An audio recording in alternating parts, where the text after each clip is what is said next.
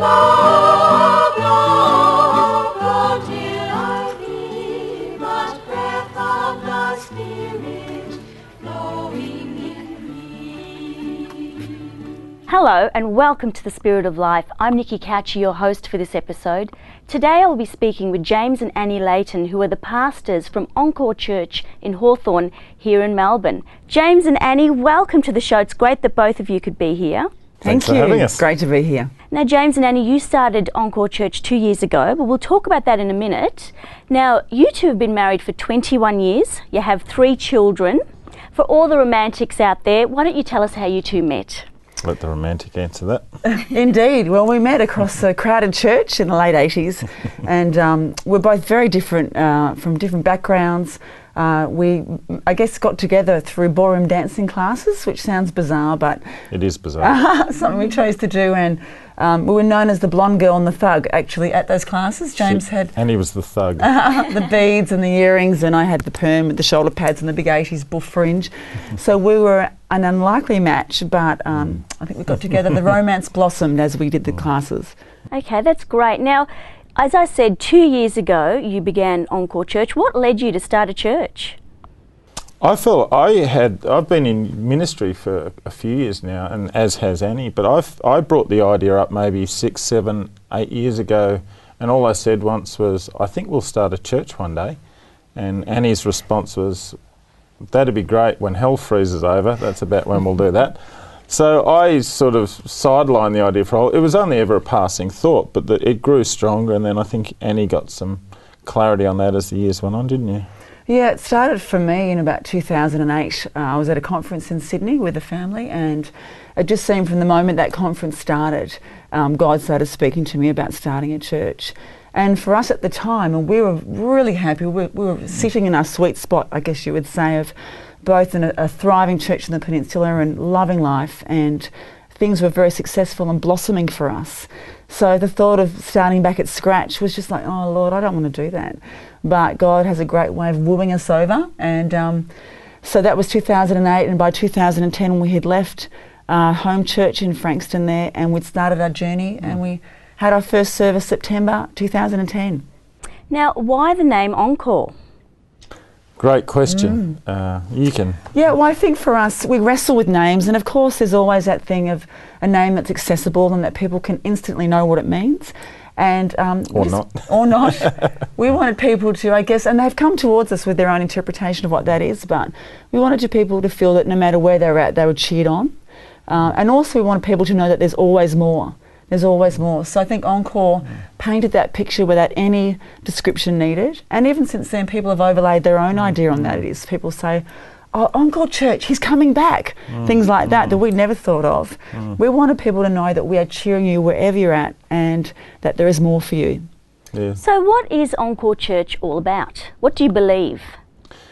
That's a really good question, Nikki. There's about 3 million ways to answer that could all sound really good. So the one that comes up so naturally for us is, it's more around the idea of a question, that is, what if God was more like a loving father than a harsh judge? When you start to look at church life and what Encore Church is, or what our church family is from that perspective, what if God is more like a loving father than a harsh judge? How then do we do life with each other in church on that basis? And it's led us in a completely different direction to where we've come from in a lot of ways, and what we've been involved with in church life over the last 20, 25 years. This question has led us to do church in a fairly different kind of way, would you say? So if a new person came to your church, what would they experience? Well, we've really aimed to make an accessible, family, authentic atmosphere. So we're both avid coffee drinkers as well, so we've had a lot of coffee in the mix, but we try and make it a really family atmosphere. God spoke to us very clearly around that idea of a loving father, that we were building a family. So everything you'd expect to have in a family home, we've tried to have in our church format.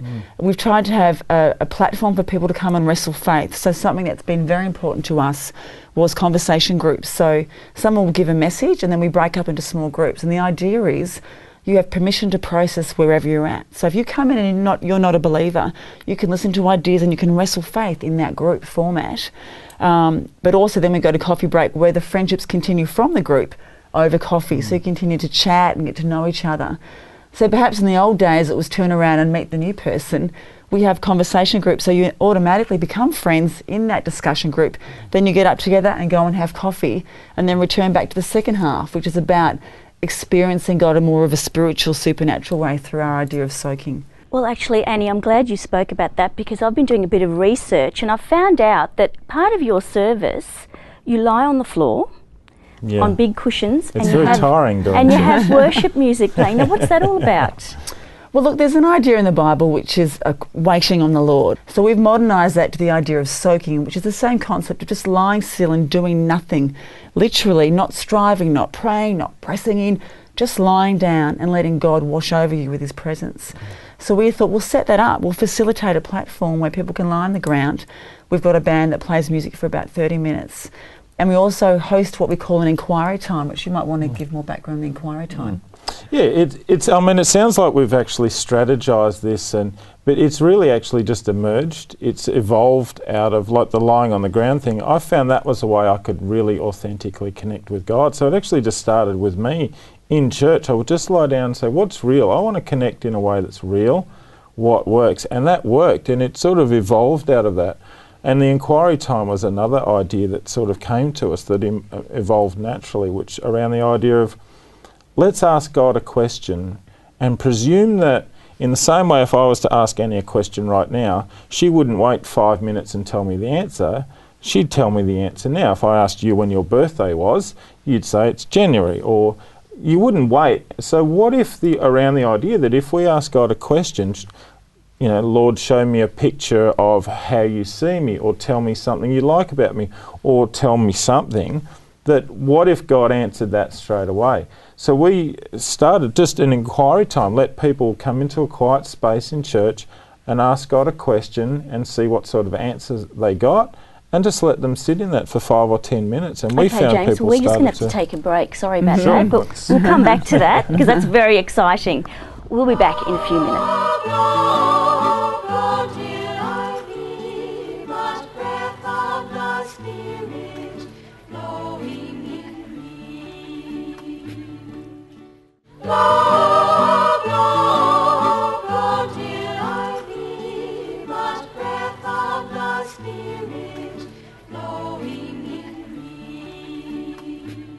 Welcome back to the Spirit of Life.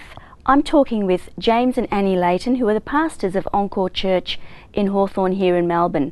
Now, James, you were talking about hearing from God. Yeah, in church. What a strange idea. Of course. Yeah, again, it's something that evolved naturally, it was very organic for us to bring this into church, and a lot of it's come out of our own lives and the journey we've been on in our own lives. And hearing from God was part of our journey over the last few years, just hearing clearly and understanding that God wants that day-to-day, minute-to-minute, hour-to-hour intimacy. So if you ask God a question, that he'll answer, and realising that we work on this thing called the rule of first thought. It's not a 100% science, but what about the idea that if you ask God a question, the first thought that comes into your head, if God answers it straight away and he answers into your thoughts, what if that picture of a pink flamingo or a bird on a mountain bike, whatever, like as strange as it could be, what if that first thought or that first picture was God's answer? If you explored that, because I feel like we're so used to dismissing our thoughts, thinking, oh, that wouldn't be God, that's too obvious, or that's too this or that. But what if it was? So we did a lot of experimentation in our own lives. Just ask God this, ask God that, and run with that first thought answer, that first image you get. And we found that 99.9% of the time, that really goes somewhere. And you realise, hey, wow, what I was just about to dismiss was God. And I hate to think how many millions of thoughts or times God's spoken to me and I've dismissed it because I thought I was just making stuff up. And again, it's not 100% science, but more often than not, it is God speaking to you. And it makes sense. Again, I ask God a question, he answers it.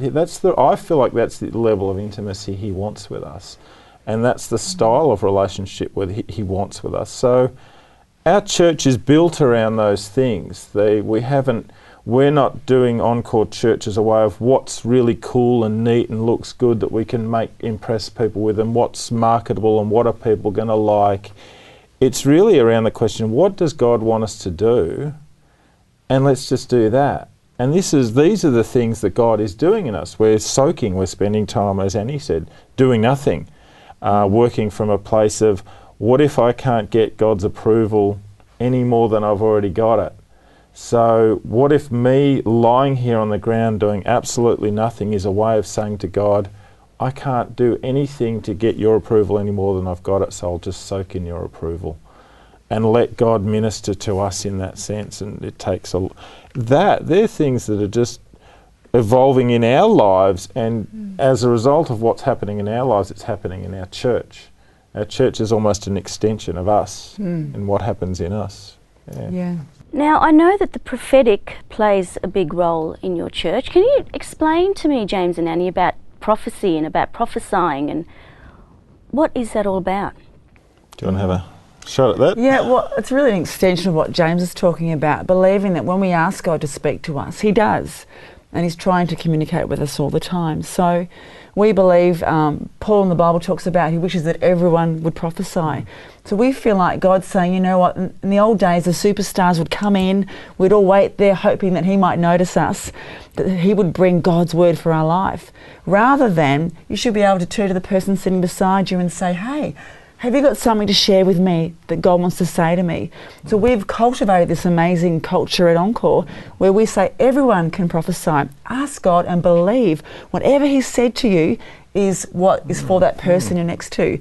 And what's really cool is everybody asks God and they get things. And we go, okay, now trust it, that what you've got is for that person. And they go, okay, well, I'm getting this. And the person will go, oh my gosh, that's for me. And they'll start crying. And so it's this beautiful idea of every person ministering to each other, not looking to the front and waiting for the official superstar at the front to bring God's voice, but instead looking to the person beside you and going, hey, you hear from God too. What have you got for me? So we call that sort of every believer functioning. Everyone is a minister. The Bible's pretty clear on that. Let's all minister to each other. And that way, when you go out to work on Monday, you've got God's voice for your co-worker, the lady in the street, the mum in the school ground. We're all ministers. We can all prophesy over everybody. So that's what we've tried to grow. And people who are new to the faith are having amazing prophetic words for people who've been Christians for 20 years. It's not about how long you've been a Christian. It's about trusting what God says to you is him speaking. Which is a scary area in some ways, because you talk about the prophetic and people can either straight away respond out of fear and say, well, what if someone tells me there's something that's not true? And we can, and I heard Graham Cook say once, he goes, I'd rather live with, in the place of getting a revelation, taking a chance on that what I'm hearing is God's voice, than live in the poverty of never getting a revelation because I'm scared of that what I might get could be wrong. And we found when you start to flow in this stuff, there's a few guidelines along the ideas of, well, God's heart is good, he's a loving father, so generally what he's saying to us is encouraging and edifying and empowering. So along those guidelines, we just let people flow in it. We don't try to control people's prophetic words. If someone gets a picture of a Ferris wheel, we don't always encourage interpretation. It's like, just tell the person what you see or what you get.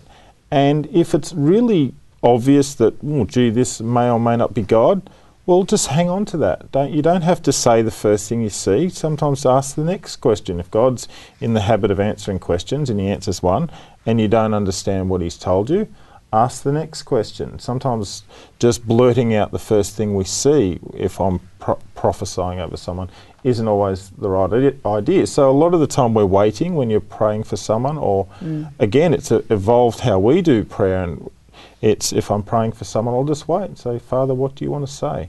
And not be afraid of sitting in silence for 10, 20, 30 seconds, a minute, and just waiting to see what comes up and then inquiring, okay, God, is this what you want me to say? rather than just feel like I have to sound interesting and sound professional, so just blurt out 1,000 words and sound really cool. It's like, what if we didn't do that and just waited? What does God want to say? We're just going to have to take a break again. We'll be back. We're back in a few minutes.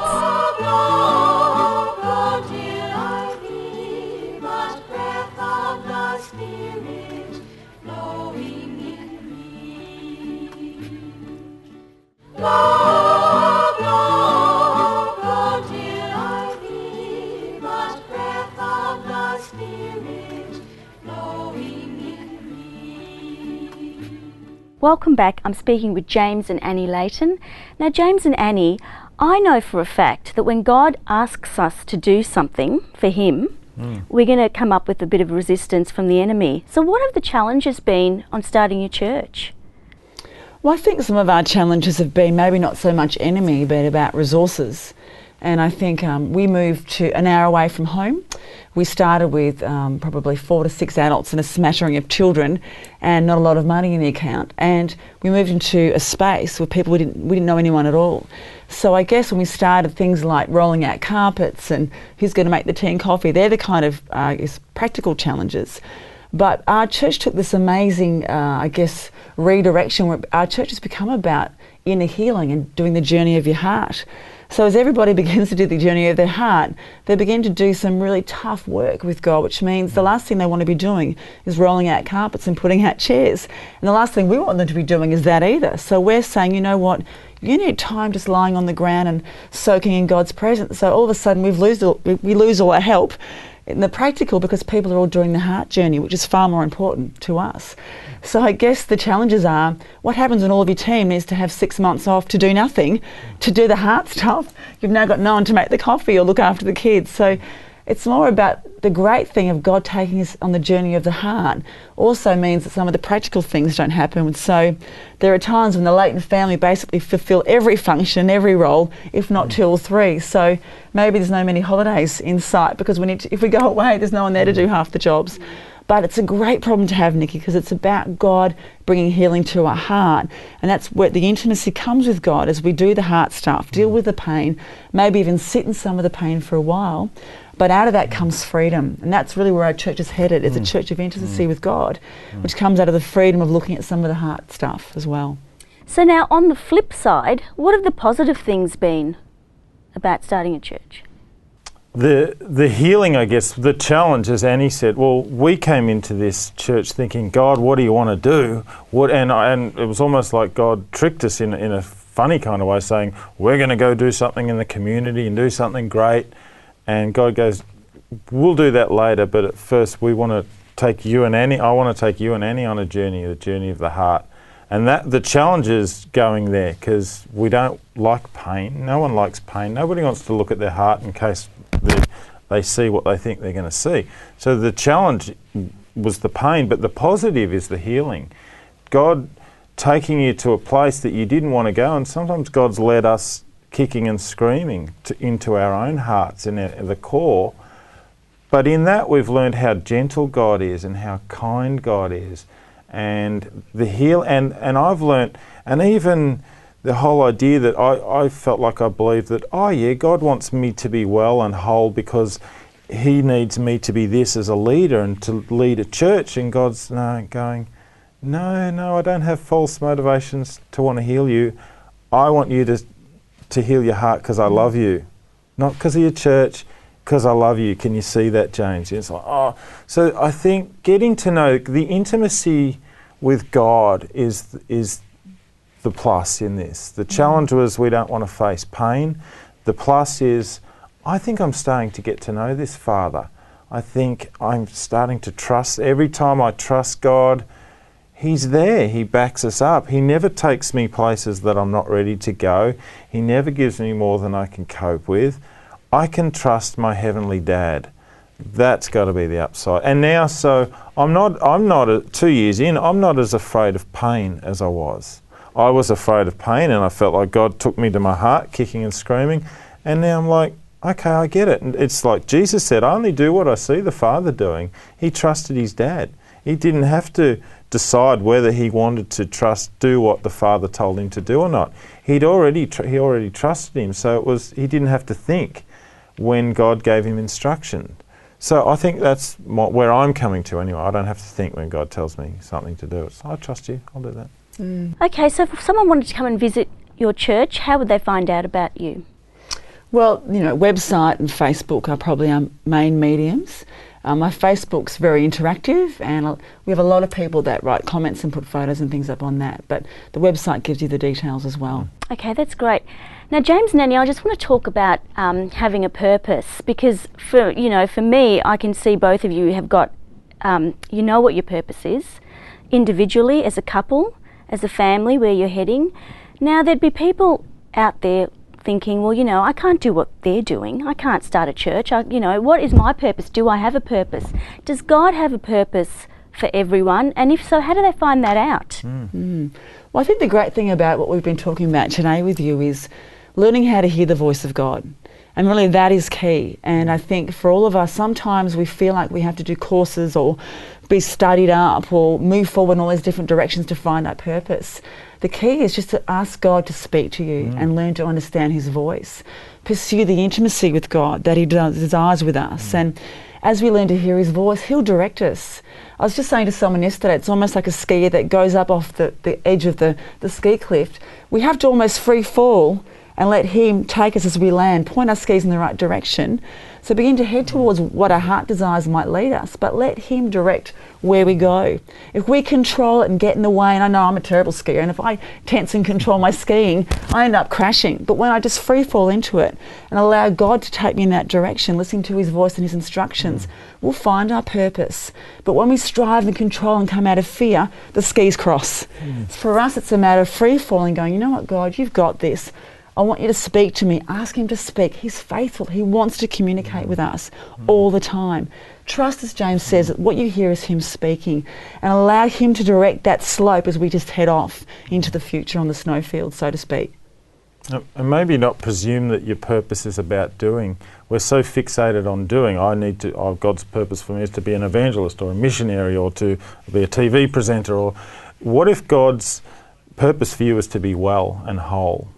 And not about what you do, but about just being, just a question, James and Annie, I'm so glad that you could come and speak with us. You are just a gorgeous couple, and your church sounds fantastic. Thank you so much for being on the show. Thank you. Thanks for having us. Well, that's all we have for you on The Spirit of Life today.